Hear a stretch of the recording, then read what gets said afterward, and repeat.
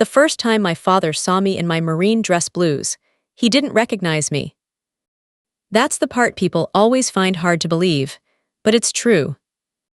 300 people were on their feet inside a San Antonio ballroom: veterans, Gold Star families, television cameras, young Marines pressing clothes for photographs. Applause bouncing off marble walls.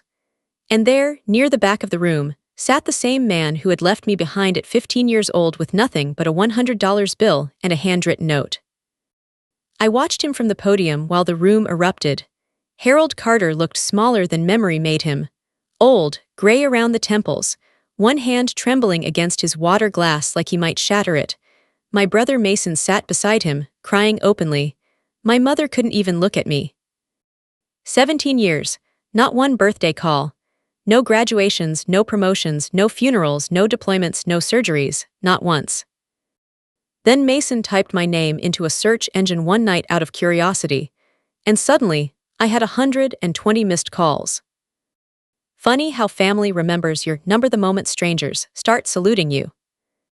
None of it started in Texas. It started in Oklahoma, in a small town outside Tulsa, where everybody knew everybody else's business and nobody ever said what they actually meant. My father, Harold Carter, was a big man, heavy boots, permanent cigarette smell. He worked construction his whole life and believed boys were meant to be built up and girls were meant to stay quiet. My older brother Mason could do no wrong. Mason played football. Mason hunted deer. Mason handed my father wrenches on Saturday mornings while they worked on engines together in the garage. I was just Emily, too stubborn, too loud, too much. The rules were different for me and everyone knew it. If Mason forgot his chores, my father laughed. If I forgot something, it became a lecture that lasted dinner. Once, at 13, I barely scratched the bumper of Dad's pickup trying to move it from the driveway. He didn't speak to me for 11 days. I counted every single one. Girls panic under pressure, he told my mother one evening, while I sat 3 feet away pretending to do homework. That's why men handle important things.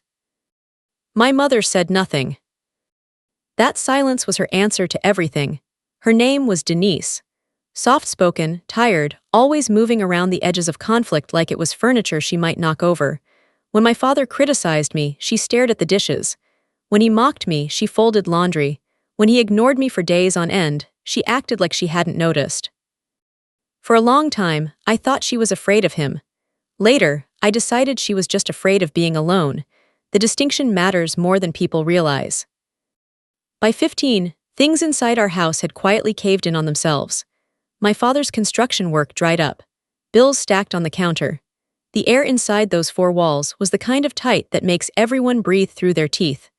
I worked after school at a diner off Route 51, refilling coffee mugs for truck drivers and retirees, coming home every night smelling like bacon grease and cigarette smoke.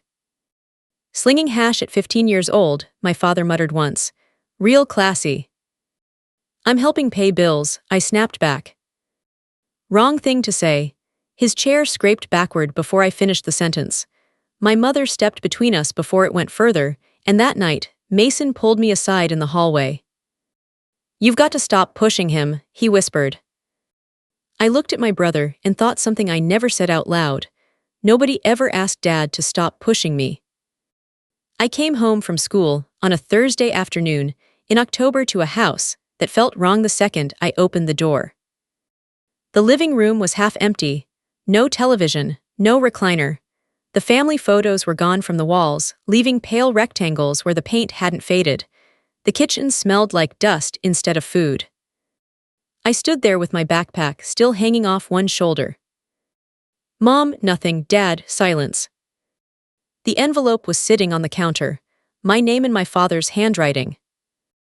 Inside, a $100 bill, 1 sheet of lined notebook paper. Emily, we moved to Texas. Couldn't keep doing this anymore. You'll figure it out. Dad. No address, no phone number, no explanation. People imagine moments like that arrive with screaming. They don't. Shock is quiet. I sat at that kitchen table for nearly an hour while the refrigerator hummed behind me and the sun went down outside. Then I stood up and checked every room in the house, still expecting to have misunderstood something. Empty closets. Empty drawers.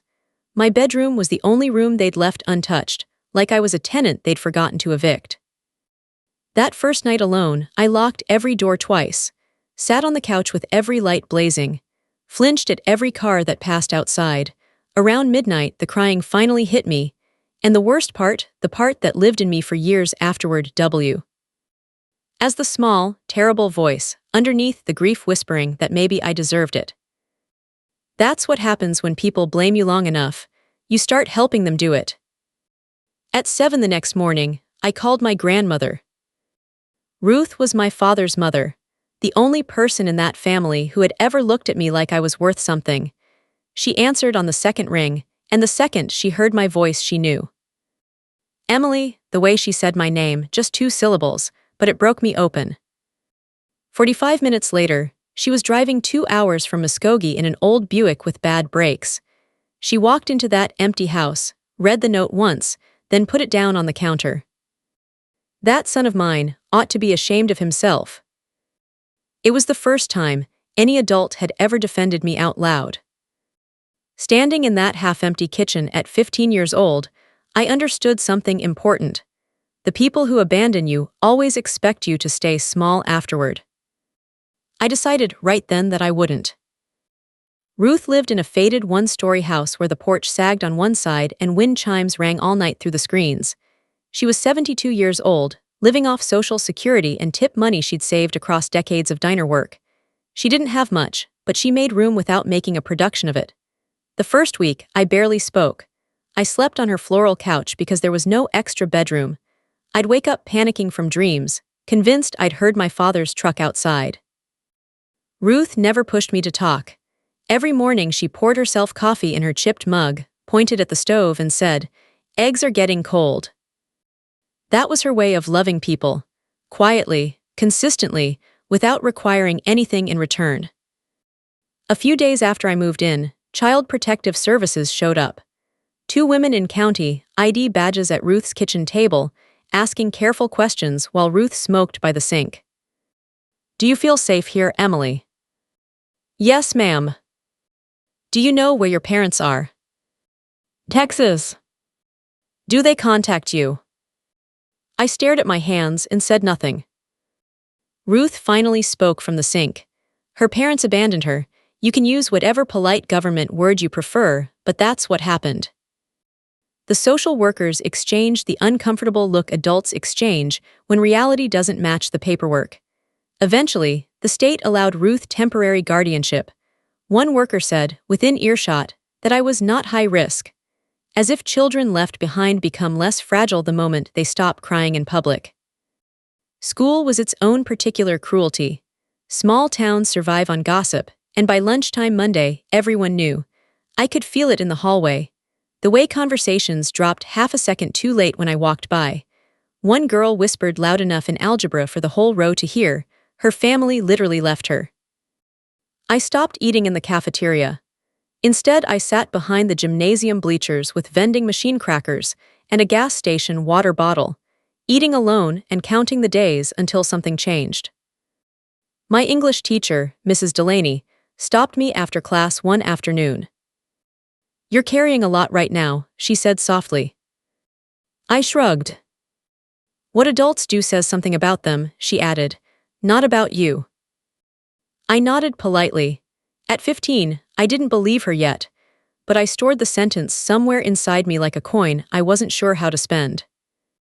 Life with Ruth settled into routine. I worked nearly every evening at Miller's Diner, a place that smelled permanently of black coffee, fried onions, and old linoleum, and handed most of the money to Ruth for utilities. The older regulars noticed things about me that I couldn't name in myself. A Vietnam veteran named Walter left extra tips folded under pie plates. A woman named Jean once said, "You've got the same stubborn face as my granddaughter." I think older people recognize exhaustion in young faces because they remember when their own looked that way. One night during dinner, Ruth asked the question no one else had come close to. "Why do you think your father hated you so much?" "He doesn't hate me." The words came out fast, automatic. Ruth looked at me over her glasses for a long moment. "Emily, you don't leave your child behind if love's working properly." I didn't answer, because part of me still defended him. That's another thing people don't understand about abandoned children. You keep loving the people who hurt you long after any reasonable logic says you should stop. Winter came early that year. Ruth's arthritis worsened in the cold, so I took over groceries and laundry myself. I learned which stores marked down meat after 7 in the evening. I learned how to water down dish soap to make it last. I learned that quiet struggle, the kind that doesn't show on the surface, is the kind millions of Americans carry every single day and nobody applauds. Then one afternoon, Miller's Diner catered a funeral luncheon for a Marine killed overseas, and the room filled with dress blues. I had never seen uniforms like that up close. The posture, the stillness, the way those men and women moved like people who had somewhere certain to belong. An older Marine caught me staring and smiled. Thinking about joining someday. I laughed nervously. I don't think they'd want somebody like me. What's somebody like you? I opened my mouth. Nothing came out. The Marine studied me for a beat. The Corps takes broken people sometimes, he said simply. Then it teaches them they aren't broken. I thought about that sentence for weeks. At the diner, at school, lying awake at night in Ruth's living room while wind chimes rang outside. For the first time since my family disappeared, I started imagining a future that was mine, not surviving, not waiting, becoming something. And slowly, quietly, something inside me hardened, not into bitterness, into direction. Then Ruth collapsed carrying laundry one January evening. I heard the fall from the kitchen. The sound still lives in my chest. She survived that episode, but she was slower afterward. Grayer. One night while I organized her medications, she looked at me carefully and asked what I was going to do after graduation. Work, I guess. You're too smart for that. She nodded toward the television, where a Marine commercial happened to be playing. You need purpose, somewhere far from the ghosts in this town. A few weeks later, I walked into a recruiting office in Tulsa. Staff Sergeant Morales looked me over while flipping through paperwork. Tough upbringing. I almost laughed. You could say that. He didn't press further. That was the first thing I respected about Marines. Most of them don't care nearly as much about where you came from as whether you quit. I started training that same week. Running before dawn, push-ups between diner shifts, sit-ups on Ruth's living room floor while old game shows played behind me. For the first time in years, I felt motion in my life instead of just endurance. Then Ruth died 3 months before graduation. Massive heart attack. No warning this time. The hospital called while I was in class. I drove there shaking so hard I nearly ran a red light downtown. When I reached her room, she was already gone. I stood beside her bed completely alone in the world. No parents, no brother coming, no family on the way. 15 people came to the funeral. Old coworkers, church friends, 2 neighbors. My parents didn't send flowers. After the service, I sat alone in Ruth's kitchen staring at unpaid bills stacked beside the refrigerator. Then I noticed an envelope taped under the sugar jar. My name in Ruth's shaky handwriting. Emily, if you're reading this, I'm gone, which means you're probably sitting there trying to carry the whole world by yourself again. Don't, listen to me carefully. You are not unwanted, you are not difficult, you are not what your father decided you were. Don't let bitterness turn you into them. Go build yourself a good life. Love, Grandma Ruth. I cried harder reading that than I had the night my parents left. Because Ruth was the only person who had ever seen me clearly, without needing anything from the seeing. 3 weeks after graduation, I signed my enlistment papers. The bus to Paris Island left before dawn. I stood outside the recruiting station with one duffel bag and Ruth's letter folded inside my jacket pocket, terrified, not of boot camp, but of failing, of proving my father right about me after all. But underneath, the fear was something I hadn't felt since I was 14 years old. Hope, small, fragile, alive. For the first time since I was 15, I wasn't running away from my past. I was running toward a future. Marine Corps boot camp strips everyone down to the truth. Not the movie version, not the recruiting poster version. The real one, sweat, humiliation, exhaustion, and fear standing perfectly still at attention. Those yellow footprints at Paris Island hit me like a freight train. I was smaller than most recruits and had never played a sport in my life. My Oklahoma accent got thicker when I was nervous, which gave some recruits easy ammunition. One girl from Chicago called me Dust Bowl for nearly a month. I didn't care. I'd survived worse than name-calling. What nearly broke me was the pressure that never stopped, the lack of sleep, the constant inspections, the screaming, and underneath all of it, the quiet voice I'd been carrying since childhood whispering, "You don't belong here either." One afternoon during rifle training, I froze completely under pressure and failed a shooting drill. Staff Sergeant Knox got 3 inches from my face. "What's wrong with you, Carter?" "Nothing, sir." "Wrong answer. Something's always wrong, fix it." I hated him that day. I understood him years later. The Marines don't just train bodies. They expose the wounds people have spent years hiding behind competence and politeness. Mine wasn't fear. It was shame, deep-rooted shame, wired in by years of being told I was a burden. Every time I struggled, my brain translated it into one sentence. "See, they were right about you." That kind of damage doesn't vanish because someone hands you a uniform. But boot camp began changing me anyway, not all at once, piece by piece. I got stronger physically, then mentally, then something unexpected happened. People started depending on me. A recruit twisted her ankle on a long march and started falling behind. Without thinking, I grabbed part of her pack. Another girl had panic attacks at night, crying quietly into her pillow after lights out. I'd sit beside her in the dark, whispering jokes until she calmed down. Pain had taught me how to recognize it in others. I hadn't expected that to be useful, but it was. Near the end of training, Staff Sergeant Knox stopped me after a timed exercise course. "You've got leadership instincts, Carter." I genuinely thought he had mistaken me for someone else. Nobody had ever put those words together with my name before. The day I earned my Eagle, Globe, and Anchor remains one of the clearest memories of my life. We stood at the end of the crucible, filthy, barely vertical, while instructors moved down the line, placing the emblem into each recruit's palm. When Knox reached me, his voice changed. "Congratulations, Marine." Not burden, not mistake, not difficult Marine. I cried harder than I expected, not because training was over, because for the first time in my entire life, I belonged somewhere. The years after boot camp moved quickly. Camp Lejeune, college courses at night between duty shifts, a first deployment overseas at 21. I won't romanticize war, too many people do that already, and they've usually never been near it. Most deployments are long stretches of boredom interrupted by moments that live in you permanently. What changed my career wasn't combat. It was staying calm during a humanitarian evacuation when a senior officer froze and supply lines collapsed, and hundreds of displaced families needed someone to make a decision. I started reorganizing routes and coordinating transfers before anyone officially told me to. Afterward, a colonel stopped me in the corridor. "Who taught you to stay calm like that?" "Life did," I said. Eventually, I earned a commission. The first time someone saluted me as "ma'am," I nearly turned around looking for another woman standing behind me. I kept Ruth's letter in my desk drawer through all of it, especially on the hard days, and there were hard days.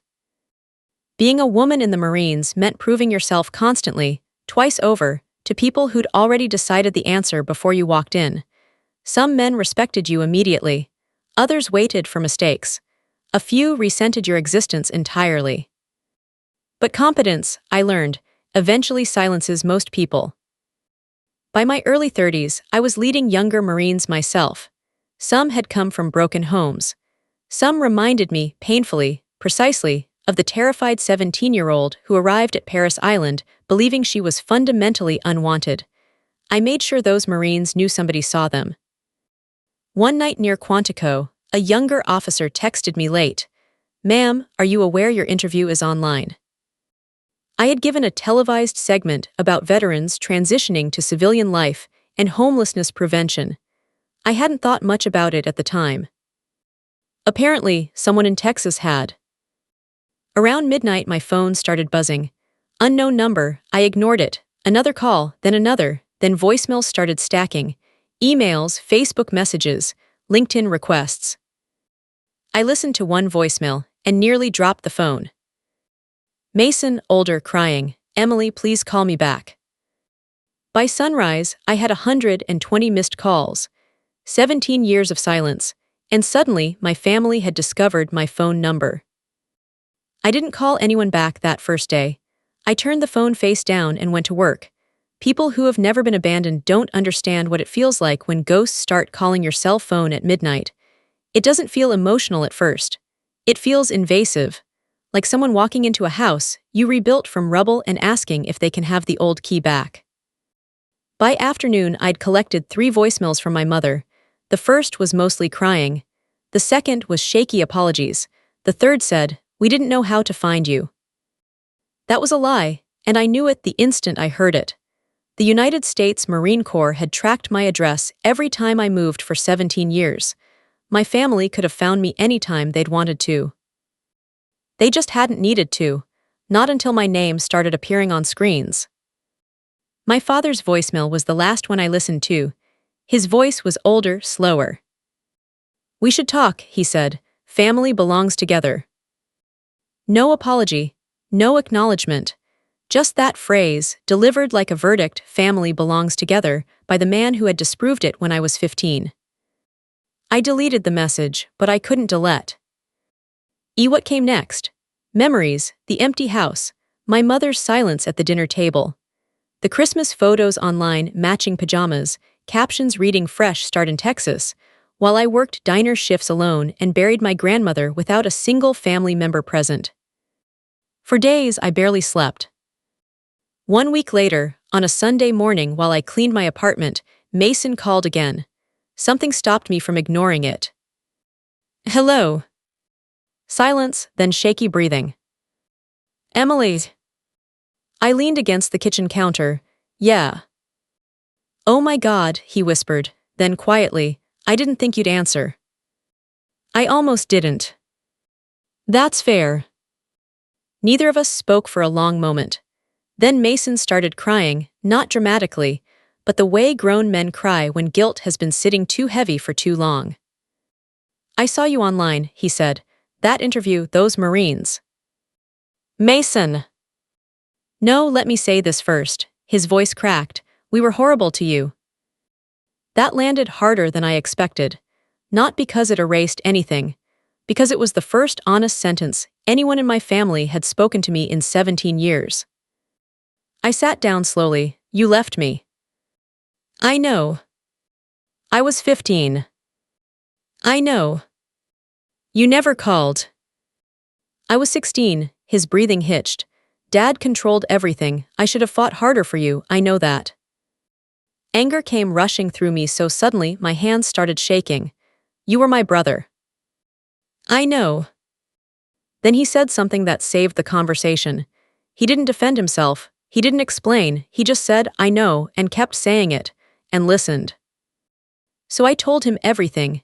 The empty house, the nights on Ruth's couch, working diner shifts through high school, burying my grandmother alone without anyone there. When I told him Ruth had died, Mason went silent for a long moment. "She died," he whispered. "You didn't know." "Dad told us." She stopped talking to the family. That hit me like vertigo. My father had rewritten reality so completely that even my brother believed it. He had taken Ruth away from them, too, or at least the version of Ruth they might have grieved. "Why now?" I finally asked. "Why reach out now?" Mason hesitated just a half-second too long. That pause answered everything. "Dad's sick," he said. "Heart, kidneys, he's not doing well."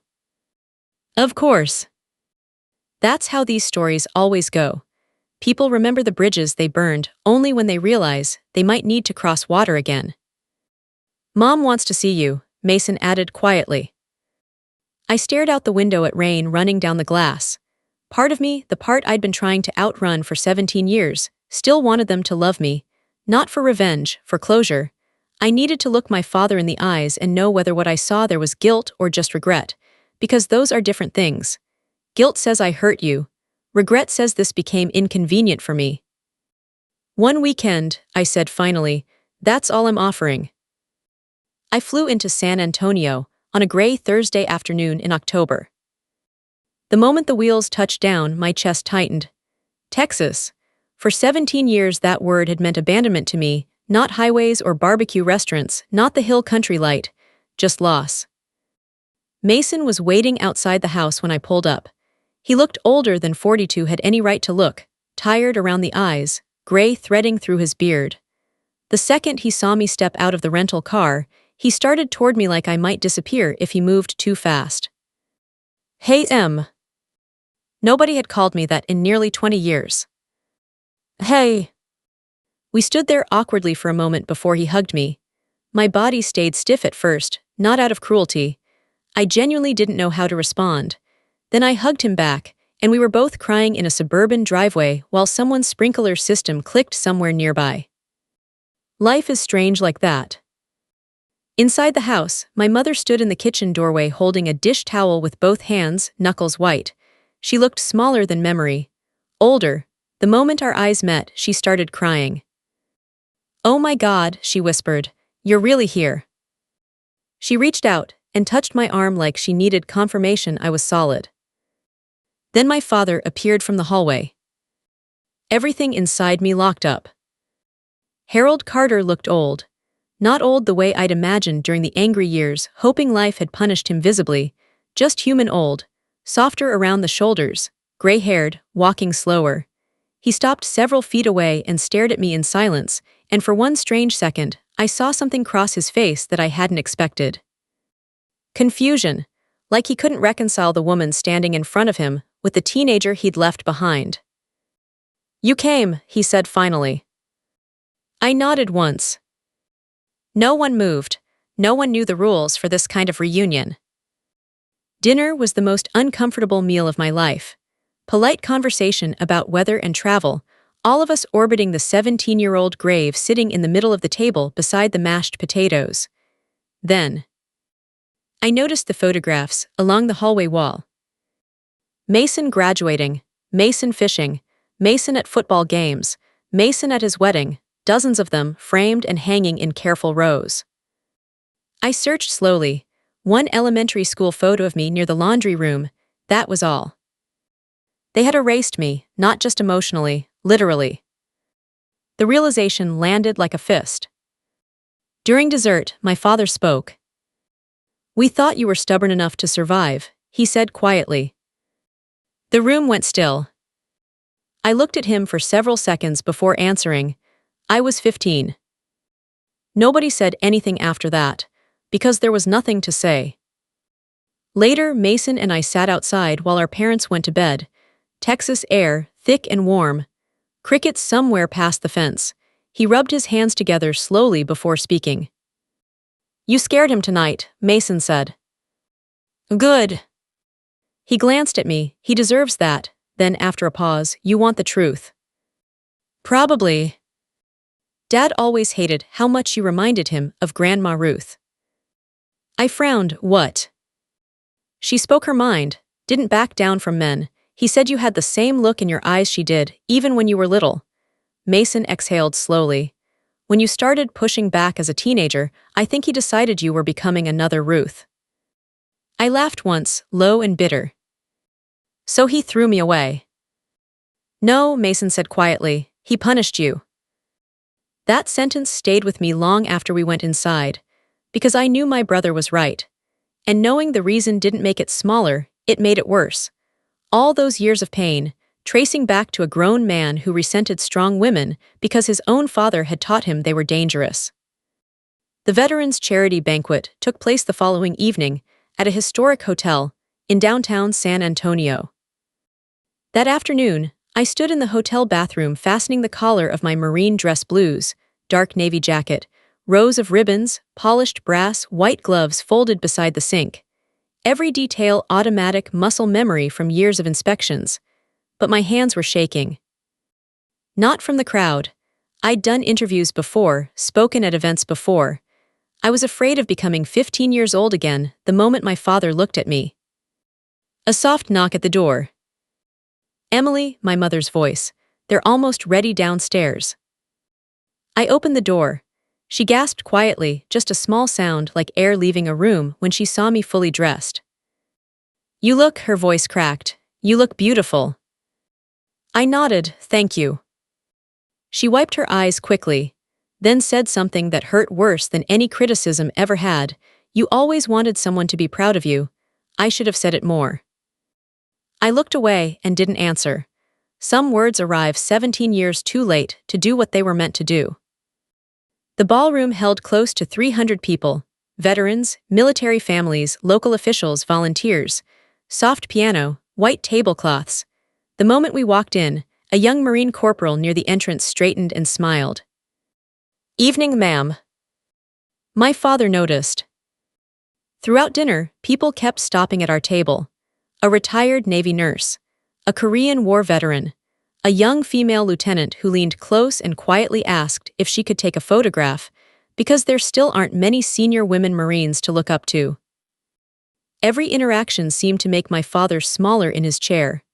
At one point, I caught him staring at my medals with an expression I recognized, not pride, but something harder and sadder than that.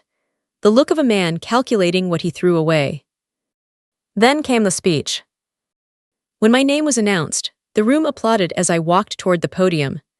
I spotted my family immediately, center table, my mother already pressing fingers to her mouth, Mason rigid beside her, my father watching me with both hands flat on the tablecloth. I adjusted the microphone. The room settled. Good evening. For the next several minutes I talked about veterans coming home, about loneliness, about rebuilding purpose after trauma, about the homeless veterans sleeping in cars who are too proud to ask for help and too ashamed to explain why. Real problems. The kind older audiences understand, because most of them have watched someone they love go through exactly that. Then I shifted. When people talk about resilience, I said carefully, they sometimes imagine it means never being hurt. The room was completely still. But that's not true. Real resilience means being hurt deeply and choosing not to become cruel afterward. I saw my father lower his eyes. Some people grow up surrounded by support. Others learn survival very early, but no child becomes stronger because they were abandoned. My mother covered her mouth. I wasn't speaking loudly. I didn't need to. Quiet truth carries farther than volume ever does. What changes lives, I said, is when somebody finally looks at you and says, you still matter.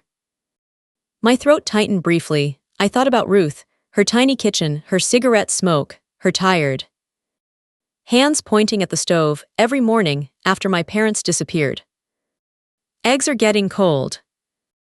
The room rose before I finished. 300 people on their feet, veterans saluting, the sound of it filling my chest like something I'd been holding space for my entire adult life. I stood there for a moment, completely overwhelmed. Not by the recognition. By the distance between that ballroom and the empty house in Oklahoma, where a 15-year-old girl sat alone in the dark, convinced no one would ever value her again. After the ceremony, people gathered in clusters, photographs, handshakes, business cards, young Marines with questions about leadership and deployment. I moved through it all on autopilot, smiling, answering, shaking hands. Then I noticed my father. He was standing alone near the back wall, holding a coffee cup with both hands, looking lost in a way I had never seen him look before. Like a man who had arrived somewhere and couldn't figure out how. I excused myself and walked over slowly. We stood in silence for a long moment. The room buzzed and laughed around us. Then he spoke. I was wrong about you. His voice was rough, like the words had cost him something physical to move through his throat. He swallowed carefully. I spent years thinking toughness meant pushing people hard. Another pause. Truth is, I pushed you away. I waited.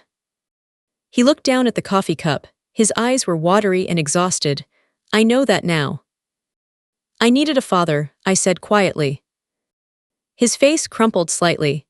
The anger drained out of me in that moment, not because the words were enough, and not because 17 years could suddenly be accounted for, but because standing in that ballroom, watching my father finally look ashamed instead of defensive, I understood something I had been circling for a long time. Revenge had never been what I wanted. I wanted acknowledgement. I wanted the truth. I wanted someone to say, this happened, it was real, it mattered, and you mattered. For the first time in my life, Harold Carter looked like a man genuinely ashamed of himself. Not embarrassed, ashamed. There is a difference. And somewhere across that ballroom, 300 strangers who had never met me were still talking about what I'd become. If Emily's story reached something in you tonight, take a moment to think about the people who helped carry you through a hard season, the Ruths in your life who poured coffee without asking questions, pointed at the stove, and just made room. And if you've ever had to rebuild yourself after rejection, abandonment, or silence, if you've ever been handed a $100 bill and a note that said you'll figure it out, I hope this story reminds you. Your worth is not determined by the people who failed to see it. It never was.